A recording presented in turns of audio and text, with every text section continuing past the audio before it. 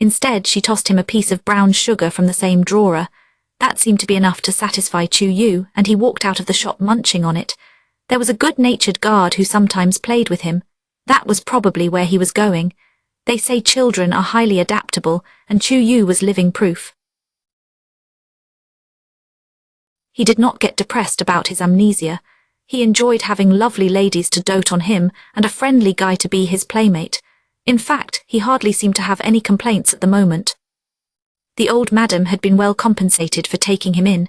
Nothing warmed her heart like a financial windfall. It would be a while before she felt any need to get upset with him.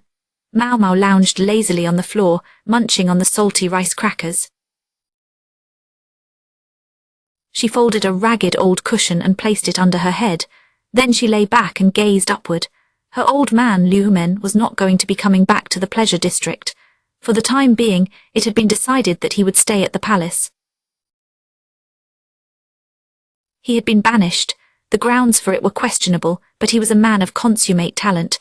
No doubt the emperor was reluctant to let him go. And why was Maomao here instead of serving Jinchi again? There was a reason for that as well. Seki Yu had visited Maomao at one point. Although she knew Maomao was an apothecary, she was surprised to discover the pleasure district was where she worked. "I wasn't going to be able to sleep if I didn't at least bring these to you," she said, and gave Maomao 2 letters written on crude paper. The sender's name was one they had practiced again and again, writing it in the dirt. They were from Xiaorolan. Seki Yu informed her that Xiaorolan was quite lonely, because both Maomao and Shisui had disappeared at the same time. It seemed the official story was that they had both been dismissed from the rear palace. She was really upset about it, Seki Yu said. You could have at least said goodbye to her. She continued to describe how Xiaorolan was doing in quite a bit of detail. Maomao began to feel that, unable to leave Xiaorolan completely alone, Seki Yu had become her friend. There was not a great deal of work for her to do, but her cheerful disposition went a long way. Xiaorolan had not been able to secure a position at the rear palace. However, one of the lower consorts had taken a liking to her and written her a letter of introduction. Now, she was a serving woman to the consort's younger sister at their family home. Maomao did not doubt that the charming Xiaorolan would soon be fully integrated into the household. One of the letters was addressed to Maomao, and the other was for Shisui. Maomao opened the one addressed to her. The penmanship left something to be desired, clearly the work of someone still learning her characters. However, the effort she had put into this note describing her current situation was evident. There were mistakes and revisions in a few places. Paper was still a luxurious resource for Xiaorolan to rewrite the letter completely, so she simply blotted out the errors. At the very end she had written, "I hope I get to see you again sometime. I want more ice cream." As for the letter for Shisui, Maomao took it but did not open it. She suspected that whatever else it said, that last line was probably the same. She felt something warm roll gently down her cheek. Ploop it went, falling onto the paper and distorting the characters. They hadn't found Shisui's body. She had been shot with a Pfeffer and then fallen off the stronghold roof. Yet no matter how they poured through the snowbanks below, they found nothing. They said they would look for the body again when the snow melted in spring. Maomao hoped they never found it. She would have to go find more medicinal ingredients.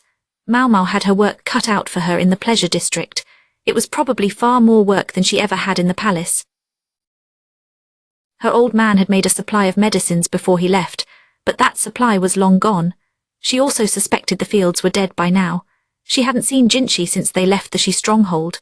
Even if she had wanted to, he wasn't exactly the kind of person you could simply ask for a meeting with. A man who had taken command of an army and had the scar on his face to prove it could not continue pretending to be a eunuch in the rear palace. Jinchi must have finally gone back to being who he really was. Maomao did not know his real name. She could not have used it even if she did know. The worlds they lived in were simply too different from each other. As for his injury, there were plenty of perfectly competent doctors around. He did not need Maomao. Well, her father was at the palace. Maomao could not have helped even if she had been there. Now that Jinchi was no longer a eunuch, he could not easily keep a girl of humble birth near him. He would not have to sneak and spy anymore anyway, so it was best really that Maomao had come back to the apothecary's shop in the pleasure district. At least with her father no longer there, the madam would probably stop trying to sell her. So tired, she had been up all night the night before making medicines. Creating new drugs was a challenging endeavor. You could mix several ingredients trying to increase the potency of an effect, but sometimes you accidentally ended up with a poison instead. She had made several new wounds on her left arm to test some of her mixtures. She just could not quite get the outcome she wanted. She had even tried rubbing some of her concoction onto the wound on her ear. After all, why let it go to waste? But it did not tell her much. After all these years, she seemed to have developed a pretty high tolerance for pain. I need to cut deeper if I want to be sure. Maomao looked at her left hand, then tied some string firmly around her pinky. She stood and took a small knife from a cabinet. Here goes. Just as she was about to bring the knife down, a beautiful voice interrupted her. What are you doing? Without a word, she turned to see a man in an unusual mask standing in the entryway of the shop. Behind him were a familiar middle-aged man who looked distinctly overworked and the madam. She was rubbing her hands and offering them an ingratiating smile. Done with all your work? Maomao asked, undoing the string around her finger and putting the knife back in the cabinet. Isn't a person entitled to a break every once in a while? The madam poured tea and said, please relax, still wearing that smile. The drink was made from her best white tea leaves. It was accompanied by small pieces of finely sculpted sugar. This was the sort of expensive accommodation usually reserved for the three princesses' guests. Are you quite sure this is a suitable meeting place, sir? She inquired, although for some reason she was asking Gaoshun. He nodded. The old lady, looking slightly disappointed, backed out and closed the door. She said, relax, take your time. Maomao wondered what was going on here.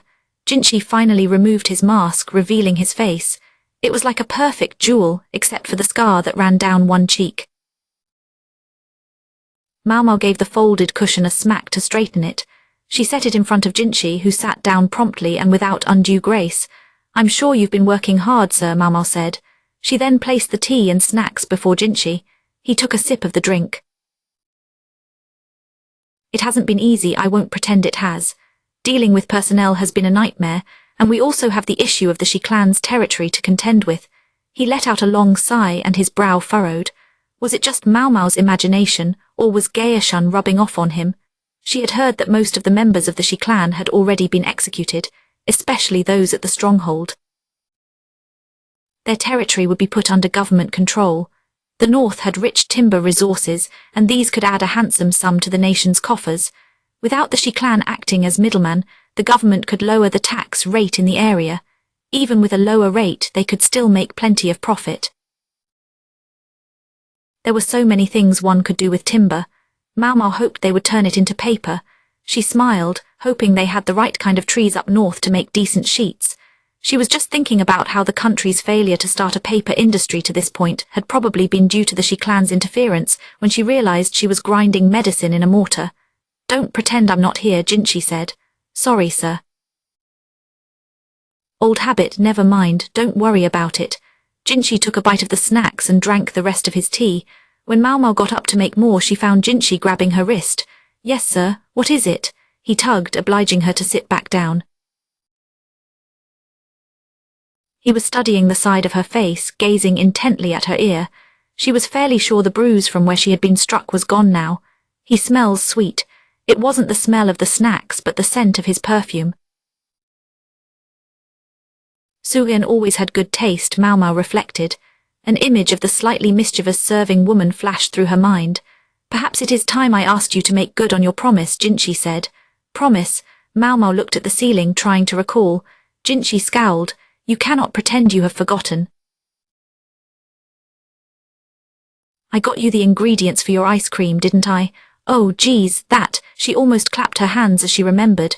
But then her gaze returned to the ceiling as the exact nature of that promise came back to her. What is it? Oh, nothing.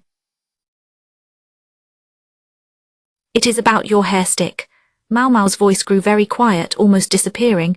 I gave it to somebody. Jinchi did not say anything, but his face grew tight. It seemed less anger than disappointment. Maomao knew this was bad. She struggled to think of some way of placating him. But they might find it in spring.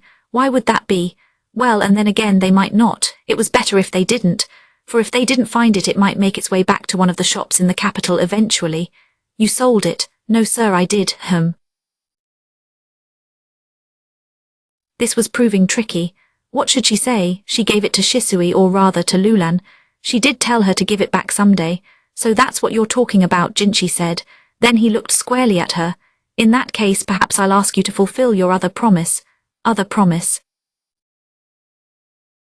Another promise? Ah, you mean to listen when someone is talking to me? That's the one, Jinchi said, pleased. Maomao faced Jinchi and adopted a formal sitting position. All right then, sir, go ahead, but Jinchi didn't say anything. Go ahead, Maomao repeated. Still he didn't speak but only gazed at her. Didn't you have anything to say? I did, yes. But after thinking about it, I am sure you already know what I was about to tell you. He was likely referring to the matter of his true position, and Maomao was already aware of it. There was no need for him to tell her about it now. Is there something else then? She suggested. Something else, Jinchi began, but then he said nothing further. Neither of them spoke, and the silence stretched on. What, he didn't have anything to say after all, Maomao thought. She was about to get up, eager to get back to work on her medicines, when suddenly Jinchi was coming closer. Then he wrapped himself around her neck. May I ask, sir, what exactly you're doing? She felt something damp and warm brush her neck, surround it. She felt teeth. She realized she was being sweetly and gently bitten. Do you know what it means now? Jinchi asked. Well, human saliva can be toxic. Just as a bite from a wild animal had to be carefully disinfected lest it fester, the same precautions had to be taken with a bite from a person. Jinchi said absolutely nothing. I would like to get back to my work, sir. I know it takes more than a little toxin to bother you. He bit harder. It started to hurt a little, so she smacked him on the back.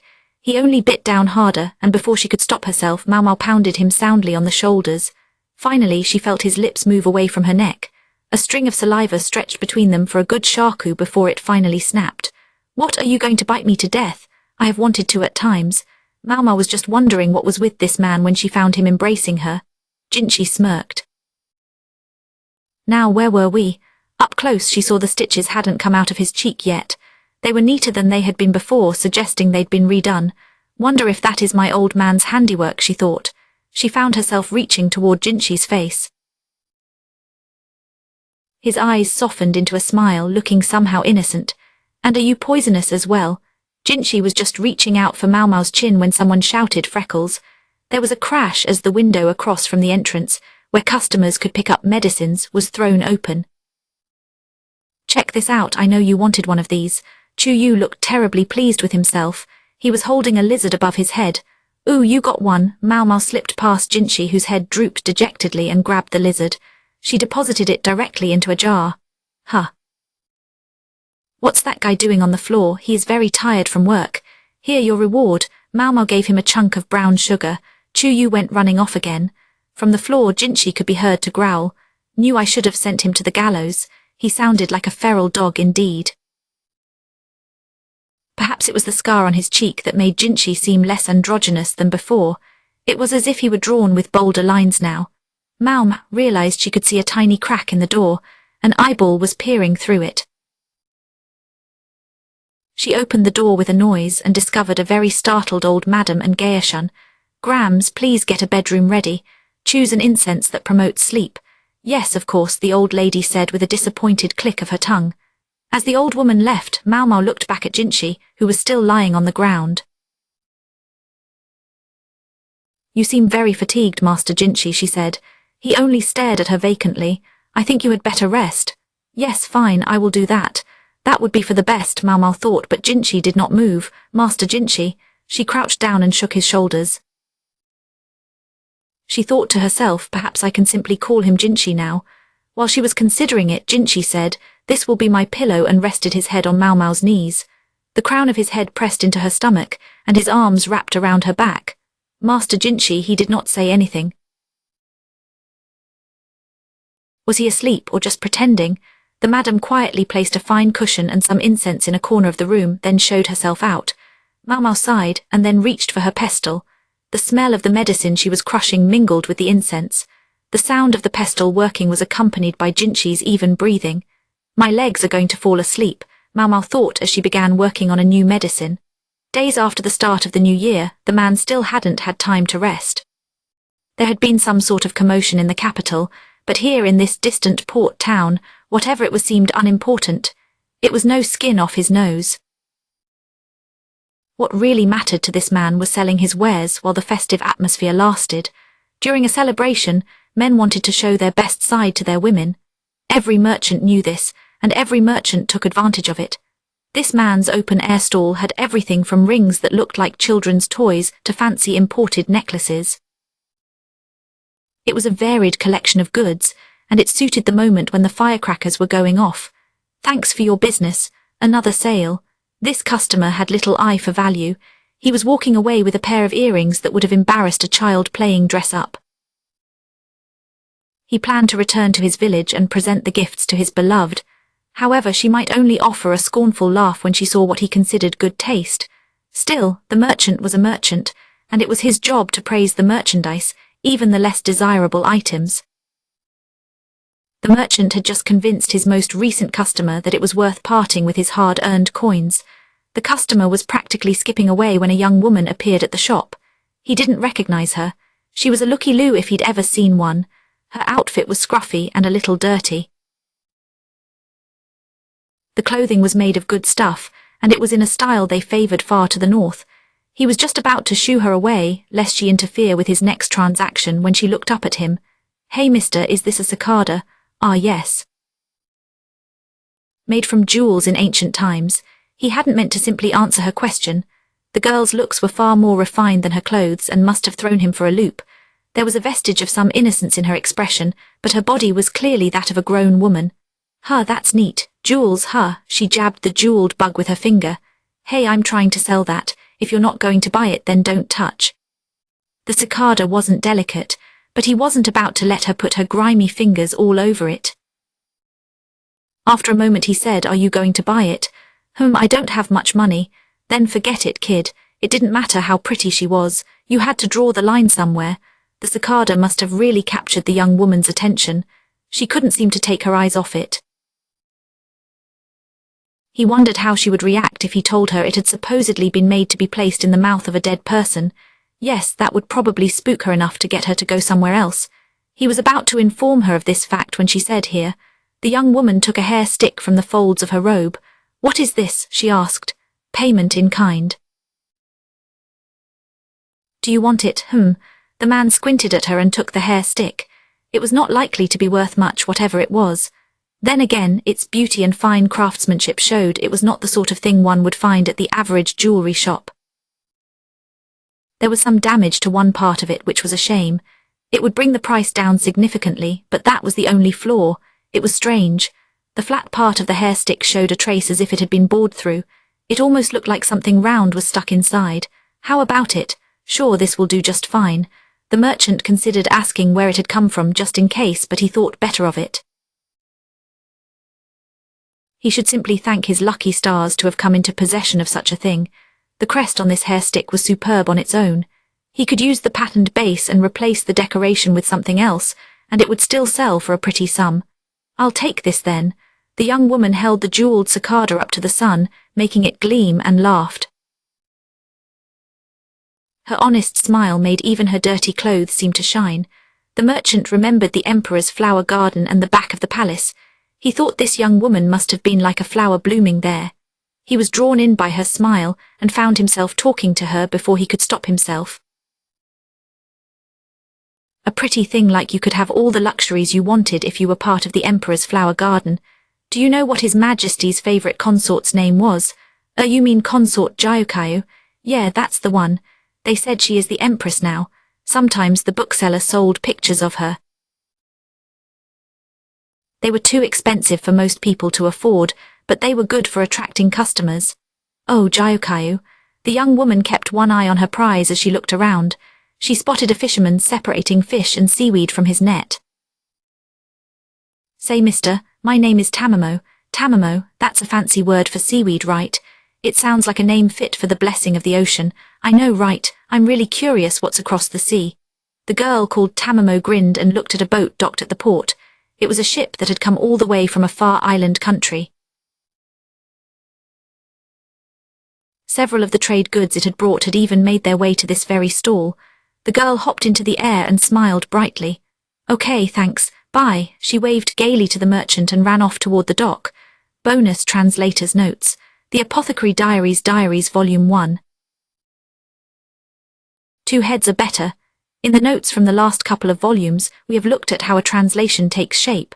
But completing a draft translation is only one step in the process. The translator has a partner who is often unsung in creating the English version of the book, the editor. At J Novel Club, books are released as weekly parts. The translation process follows a rolling cycle of translate, edit, and then translate again.